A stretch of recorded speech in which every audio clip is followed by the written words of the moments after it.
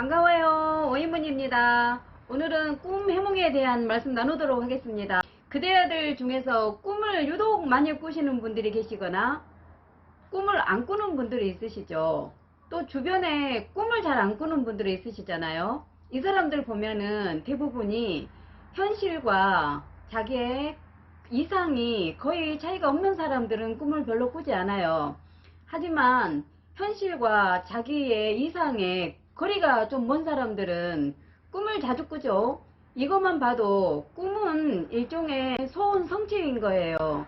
꿈을 꾼다는 것은 어떻게든 자기의 무의식층에 있는 억압된 것이 조금씩 밖으로 나갈 수 있는 거라서 꿈은 어떻게든 긍정적인 영향을 미칠 수가 있어요. 물론 꿈하고 현실하고 잘 구별이 되지 않고 너무 꿈을 많이 꾼다든지 악몽에 시달리는 것은 좀 거리감이 있겠지만 대부분의 꿈들은 자신의 일종의 소원 성취라는 것을 이번 영상에서 말씀드리도록 하겠습니다. 어제 꿈에 보았던 이름 모를 너를 나는 못 잊어. 본 적도 없고 이름도 모르는 지난 꿈 스쳐간 여인이여. 이 밤에 곰곰이 생각해보니 어디선가 본 듯한 바로 그 모습, 떠오르는 모습, 잊었었던 사람, 어느덧 만났던 사람이여. 난 눈을 뜨면 꿈에서 깰까봐 난 눈 못 뜨고 그대를 보네. 물거품처럼 깨져버린 내 꿈이여. 오늘 밤에 그대야 와요. 난 눈을 뜨면 사라지는 사람이여. 난 눈 못 뜨고 그대를 또 보네. 물거품처럼 깨져버린 내 꿈이여. 오늘 밤에 그대야 와요. 거의 대부분의 꿈들은 일종의 소원 성취입니다. 의식과 무의식이 있는데 의식에 의해서 무의식층에 억압되어 있었던 것이 꿈이라는 자유로움을 틈타서 숨통을 트는 게 꿈입니다. 예를 한번 들어볼까요? 우리가 학교 갈 때 지각을 하는 꿈을 꾼다든지 학교 갈 때 시간표를 다른 요일 거를 챙겨가는 꿈을 학교 다닐 땐 이 꿈을 잘 꾸지 않아요. 하지만 학창시절과 거리가 멀어졌을 때 사회생활을 할 때에 이렇게 지각하는 꿈을 꾸고 학교에서의 어떤 실수하는 꿈을 꾸게 되잖아요. 이것은 이미 지나간 일이지만 자신의 무의식중에 학교 생활이 억압되어 있다가 사회생활하면서 사회생활에 새로운 억압이 들어올 때에 학교 생활에 이미 지나간 것이 조금씩 꿈을 통해서 출구로 튀어나오는 거죠. 무의식층에 짜부러져 있었던 것이 살짝 숨통을 트는 거예요. 우리가 이 학교 갈 때 지각하는 꿈을 꾸다가 놀라서 벌떡 일어났을 때 기분이 어떠세요? 안도가 느껴지잖아요. 학교 갈 때에 시간표를 수요일인데 화요일 시간표를 정리해 간다든지 시험을 치는 날인데 지각을 했다든지 하는 꿈을 꿨어요. 그때 꿈꾸다가 벌떡 일어나면 휴 하고 안도가 느껴지잖아요. 꿈은 이렇게 안도를 느끼기 위해서 꾸는 거예요. 현재의 사회생활에 새로운 억압과 새로운 어떤 부담감들이 들어왔을 때 이미 지나간 과거의 것을 꿈으로 조금씩 내보내게 되기 때문에 꿈은 일종의 성취 맞잖아요. 프로이트는 꿈을 통해서 사람의 신경증을 치료하게 되는데요. 꿈이라는 것은 과거에 사로잡혔던 일, 억압되었던 것을 꿈으로 나타난다고 보거든요. 프로이트는 한스라는 아이를 꿈의 분석을 통해서 이 아이의 신경증을 치유하는데, 이 아이는 꿈속에서 무서운 동물이라든지 어떤 주변에서 쉽게 볼 수 있는 말들을 통해서 꿈을 꾸게 되는데, 프로이트는 한스의 꿈을 아버지에 대한 콤플렉스로 해결을 하고, 나중에 또 한스가 자라면서 동생이 태어났어요.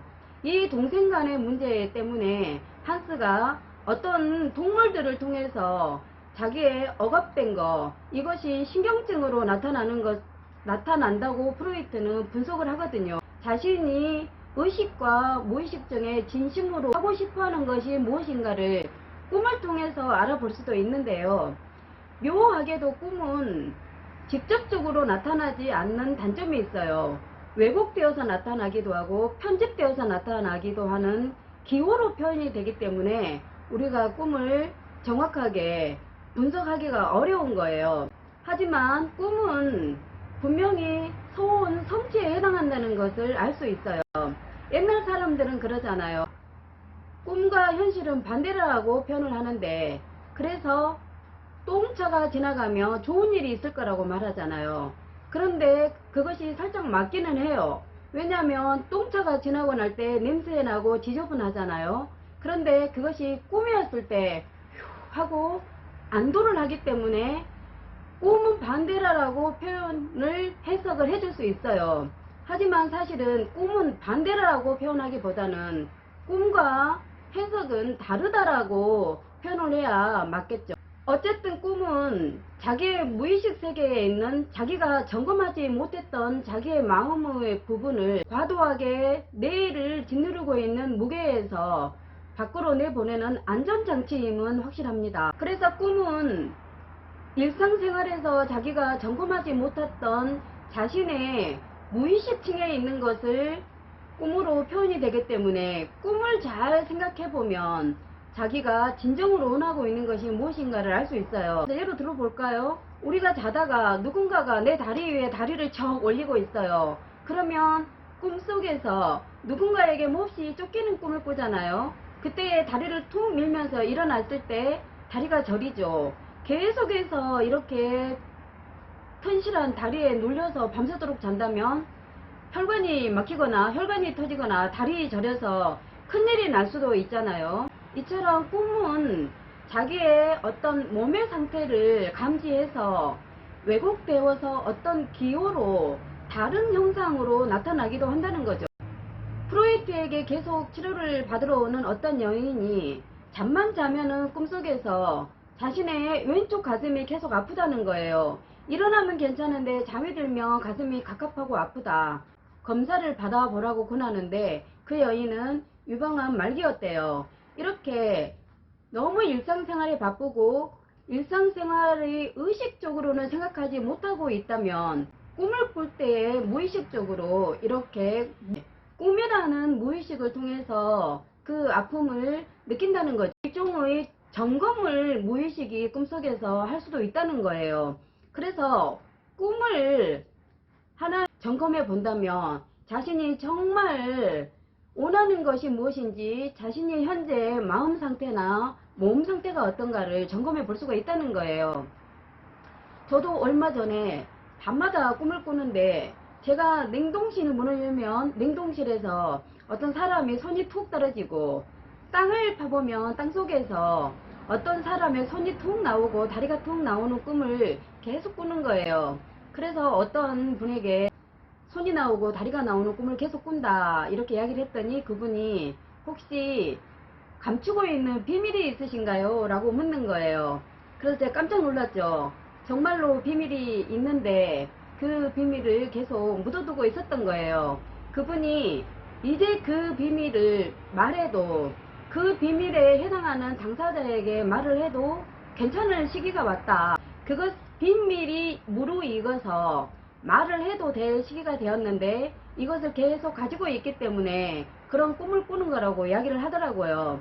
그래서 그 비밀에 해당하는 사람에게 이렇게 저렇게 10년 전에 어떤 일이 있었는데 내가 이 말이 나가면 좀 복잡해질 것 같아서 이제서야 말한다 라고 말을 했더니 이미 그 문제는 해결이 되어 있어서 하나의 해프닝과 에피소드에 지나지 않더라고요. 그렇게 무의식은 어떤 기호로든지 지금 말해야 될 시점이라든지 지금 뭔가를 해야 되는 시점이라는 것을 계속 우리에게 말하고 있지만 꿈을 꿈으로 계속 무시하기 때문에 우리가 꿈을 우리의 삶으로 전혀 받아들이지를 못하고 있는 거예요. 꿈은 가장 친한 사람에게 꿈을 말을 해보면 자기 자신은 해몽을 할 수 없는데 가장 친한 사람이 해몽을 해줄 수도 있고요. 또 저처럼 저를 전혀 모르는 사람에게 꿈 이야기를 했을 때 그 사람이 꿈과 연관지어서 제가 묻어놓은 무의식 속에 있는 것을 다시 생각해서 그거를 점검할 수 있는 그런 계기를 만들어 주기도 하거든요. 그냥 꿈으로 치부하지 마시고 일상생활로 가져오셔서 그거를 잘 해석하면 그 기호를 잘 수학 문제처럼 그렇게 풀어갈 수가 있답니다. 제가 조덕배 씨의 꿈이라는 노래를 잠시 앞에서 불러봤는데요. 이 꿈이라는 노래에서 꿈이라는 개념을 딱 말해주고 있어요. 꿈에 어떤 여인을 봤는데 이름도 없고 번적도 모르는 여인이라고 처음에 말을 해요. 그런데 곰곰이 생각을 해보니 이 여인은 잠시 스쳐간 사랑했던 여자였던 거예요. 그래서 꿈에서 깰까봐 눈을 계속 못 뜨고 있는데 물거품처럼 사라져간 내 꿈이여 라고 말을 하는데 사실은 이 조덕배의 꿈이라는 노래의 주인공은 꿈속에서 이루지 못했던 사랑에 대한 성취를 한 거예요. 그런데 꿈의 가사에서는 꿈이 깨어버렸기 때문에 그 사랑을 계속 진행하지 못했다고 물거품처럼 사라졌다고 하지만 사실은 자기 자신이 이루지 못한 사랑을 무의식 속에 묻어버리고 이 사랑을 들추어서 말하거나 다시 이어갈 수 없는 사랑이었잖아요. 그런데 무의식 속에 남아서 이 사랑이 계속해서 어떤 그리움이라든지 외로움, 불안, 애매모호한 그런 슬픈 감정으로 무의식층에 남아 있었던 거예요. 그래서 비가 내리고 요즘처럼 벚꽃이 휘날리는 이런 거리에서 즐겁고 예쁘고 기쁘고 다정하고 이런 감정 속에 슬픔이나 그리움, 애로움이 같이 느껴졌던 거예요. 조덕배 씨의 꿈이라는 노래의 가사에서 본인은 물거품처럼 사라져간 내 꿈이요 라고 말하지만 사실은 이 꿈을 통해서 이런 애매모호한 외로움, 슬픔, 보고 싶은 그리움의 감정을 밖으로 내놓음으로써 뇌의 무게를 좀 줄일 수 있는, 무의식의 무게를 좀 줄여갈 수 있는 안전장치였다는 거예요. 꿈은 소원 성취라는 것에 초점을 맞춰 놓고 오늘 밤부터 꿈 꾸시면 자기의 소원이 뭐가 성취되었을까 한번 생각해 보도록 하죠. 눈을 뜨면 사라지는 사람이야.